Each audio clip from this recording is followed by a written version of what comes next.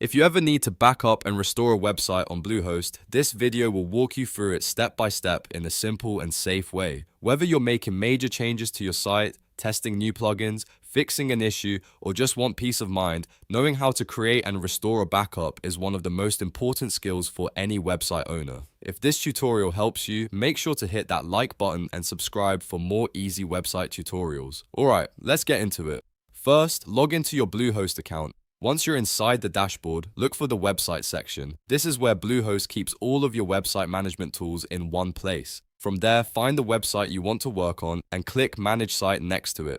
This opens the settings area for that specific website. Now click Backups. This is where you can manage both creating and restoring backups for your site. If you want to create a fresh backup first, look for the Basic Weekly Backup section. If the option is available, click Create New Backup.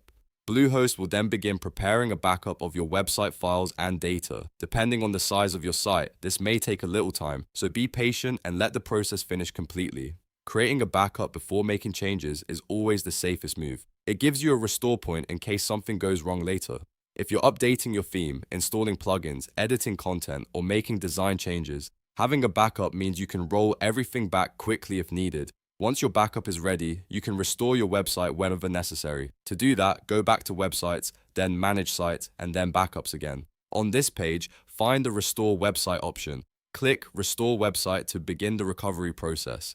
Next, Bluehost will show you the available backup dates. Select the backup date you want to restore from. Make sure you choose the correct one, especially if you're trying to undo a recent change. After selecting the backup, choose the database if prompted, then confirm the restore. Bluehost will now start restoring your site from that backup. During the restore process, it's important not to close the page or interrupt the process. Let Bluehost finish completely. Depending on the size of your website and how much data needs to be restored, this may take a few minutes. Once it's done, your website should be brought back to the state it was in at the time of that backup. Now, there is one message you might see that can be confusing at first. If Bluehost tells you something like, "The current backup was generated before your website was created," please wait for the next weekly backup to complete, and then you will have the option to either download or restore the backup. That means there is not yet a usable backup available for the date you need. In that case, you simply need to wait until the next weekly backup appears, usually on Monday,